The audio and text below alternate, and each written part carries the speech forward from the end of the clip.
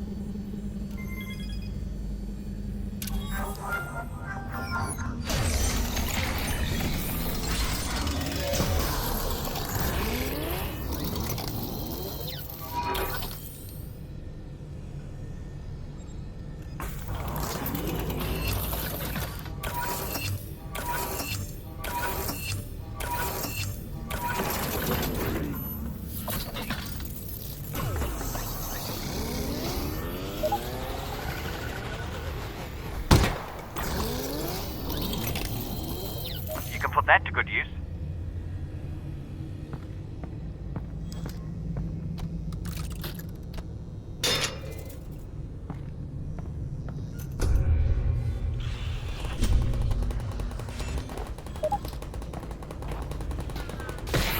Leggy! Oh no! That's an antlion, Russell. That's an antlion? Yes. So you do know what antlions are. Yes, they're leggies.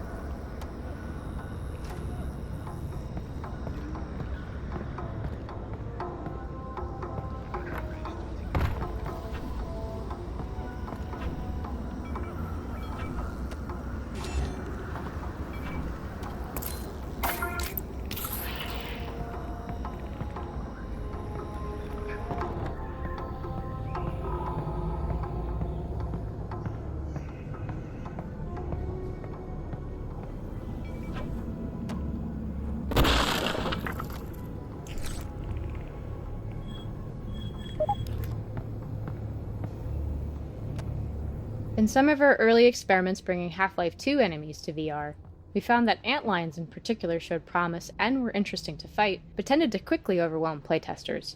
They were able to get into the player's physical space too quickly, and applied so much pressure that players just ended up endlessly teleporting around trying to get away. Around the same time, we were discovering that all players, even relative novices, have surprisingly good aim in VR. The variability of aiming ability amongst players is simply much lower in VR than it is in mouse and keyboard games. To take advantage of the idea that players would consistently be able to make precise shots, we started testing an antlion design which players could slow down by shooting off the legs. Playtesters reacted positively to both the need for accuracy and the organic feeling that this gave the antlions when their legs flew off and the injured antlion continued to limp toward them. The removal of the legs was clear to players, but presenting the fact that the abdomen was invulnerable until the legs were removed was a long-standing challenge. There was no single solution to communicating this effectively to playtesters, but rather a series of small additions that communicated the behavior.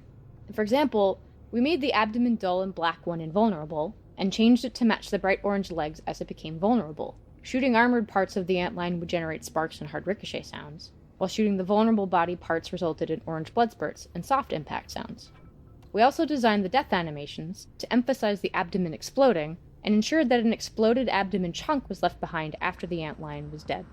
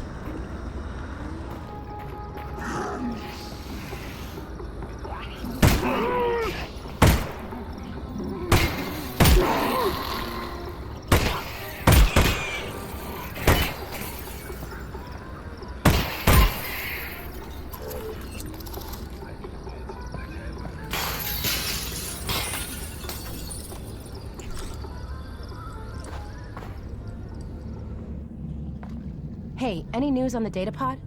Your dad's head's down. He's working on it. He's got to be close. Great.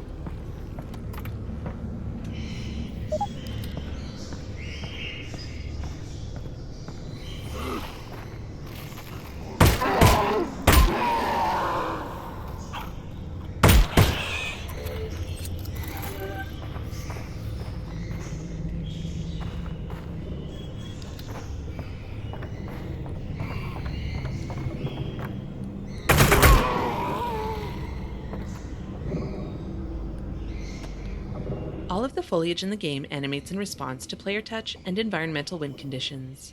The foliage animation is entirely procedural and is computed on the graphics processor using vertex shader deformation.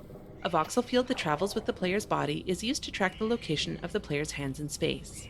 The hands effectively draw motion trails into this voxel field, which can be sampled by the foliage's vertex shader and used to drive deformations, allowing the player to bat the foliage around with their hands. The foliage also interacts with wind, allowing us to give ambient motion to the plants. In order to accommodate a range of environmental design, we tuned the wind deformations at different speeds, from slight drafts to hurricane force winds. It turned out, though, that the ambient wind was never required to be more than a moderate breeze, and for most of development, the hurricane effect was unused. This particular zoo habitat was added late in development and required a critical extension to the procedural foliage animation system. Prior to adding this habitat, the foliage didn't need to deform in response to enemy animation or grenade explosions, but of course, this area is all about throwing grenades at zombies. To address this, we added a low-resolution voxel field that could be sampled by the foliage shader to apply additional deformations. This low-resolution voxel field, which is about 1 cubic foot per voxel, is fixed in space and spans the entire habitat. For comparison, the voxel field that travels with the player is about 2 cubic inches per voxel. Enemies and grenades within this space can write motion trails and impacts into the low-resolution voxel field, which are ultimately interpreted by the foliage shader as wind forces. This is when preparation met opportunity. When grenades explode, they are creating localized hurricane force winds.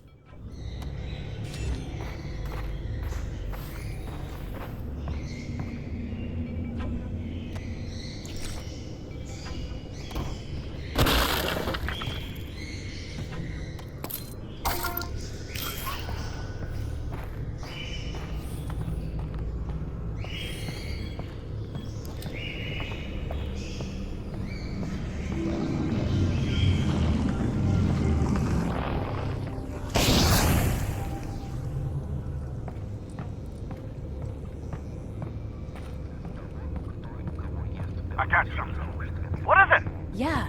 What is it, Dad? It doesn't look like they actually built the weapon. It's like they, I don't know, discovered something. Or maybe they uncovered it. What do you mean? If I'm reading this right, they tracked it to an old apartment building in the QC, but instead of going in to get it, they grabbed the whole building and built a vault around it. Holy crap. They must have been terrified of this thing. I'm trying to figure out whether we ought to be.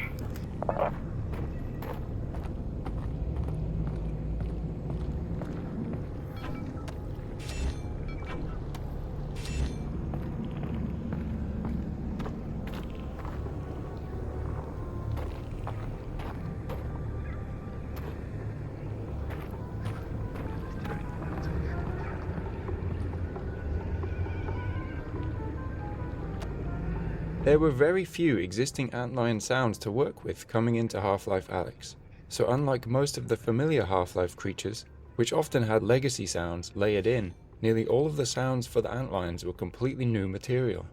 Starting with an almost blank canvas, we drew inspiration from the behavior of the antlions to inform their sound design. Since the antlions attack in waves, it seemed reasonable to us that they communicated and organized into groups for attack. This idea led us to incorporate complex insect-like clicking sounds, the final version of which began as recordings of European starlings, which turned out to provide more variation and character than insect recordings. Here you can hear the original European starling sounds.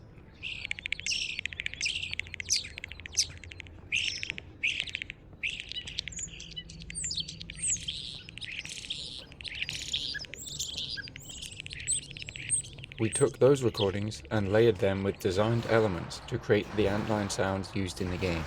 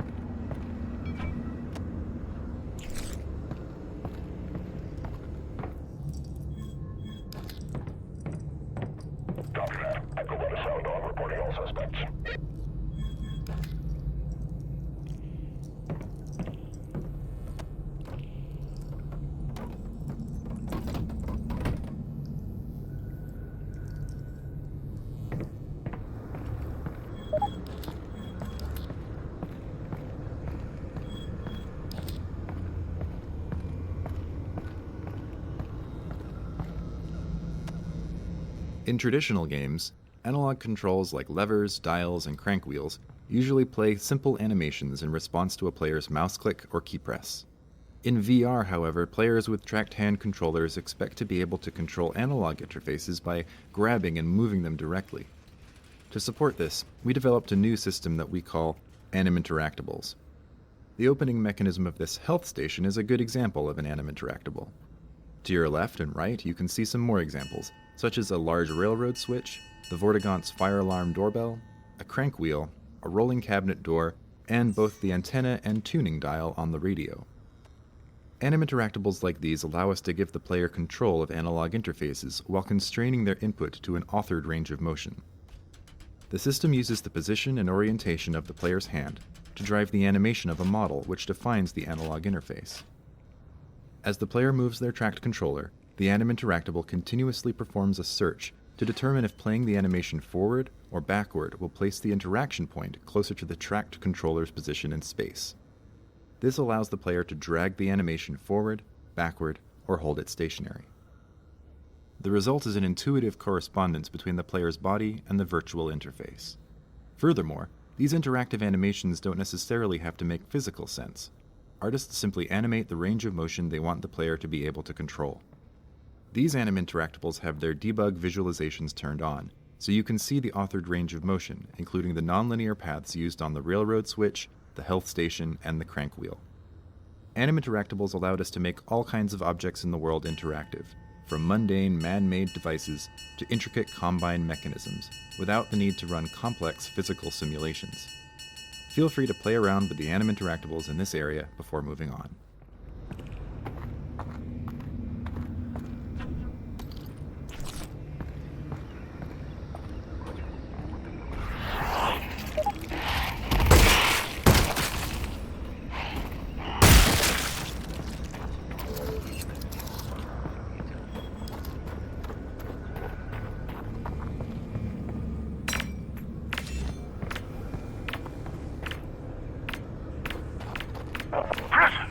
What now?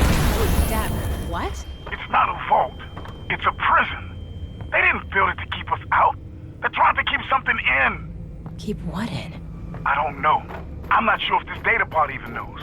But they got something trapped in there. Whoa. Okay.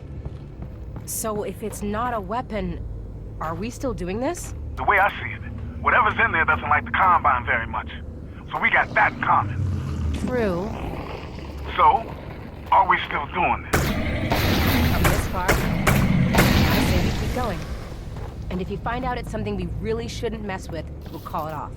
That's my girl. I'll let you know what I find out. Sometimes large chunks of a level are shifted around or reordered as we work on the game. That's the case for this entire area and the toner puzzle it's centered around. In fact, for much of its existence, this area didn't even have a home anywhere in the game. It was originally built just to help prototype the toner puzzle mechanic. Over the course of a few months, the raw gameplay mechanics of toner puzzles were developed and playtested in a series of small test levels. Each test level explored a single gameplay concept.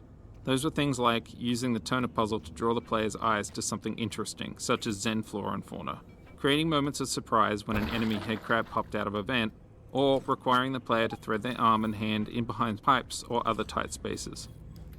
Once we figured out which of these ideas were working well, we combined them into a single test level with the toner puzzle that strung all these concepts together in one single puzzle. Further playtesting in this level made us confident that toner puzzles should be included in the game, and we started adding them into other areas.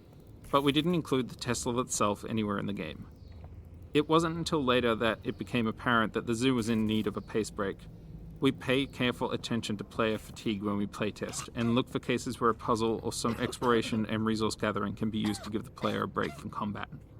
There was such a need toward the end of the zoo level, and thankfully in this case we were able to make use of the toner prototype level that had already been built.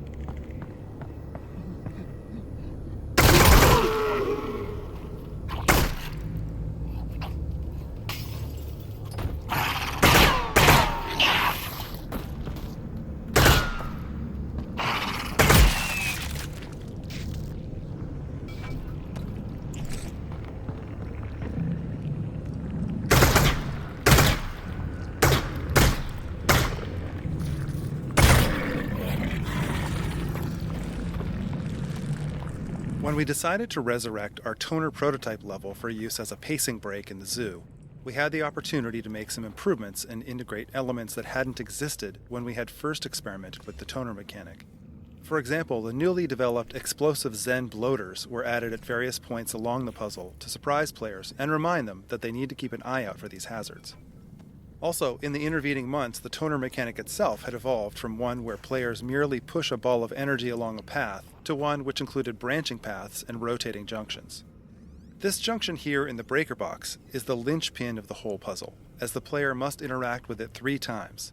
Once to open the roller door to this back area, once to switch power away from the roller door to the last leg of the puzzle, and once to reopen the roller door in order to exit.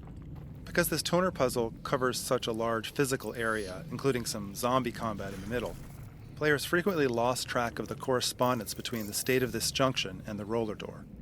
This meant that they would trap themselves back here and not understand how to proceed. To address this, we made a lot of changes to the presentation of this junction over the course of development. The unique breaker box and tangle of conduit are designed to make the junction recognizable as the same junction from both sides of the wall. The shape of the hole in the wall and the orientation of the breaker box are designed to make sure that the player stands in the right location to have line of sight to the roller door and see that it closes when they route power away from it to the last leg of the puzzle. The door itself also makes a lot of noise and an unreasonable amount of sparks to draw attention to itself each time it moves.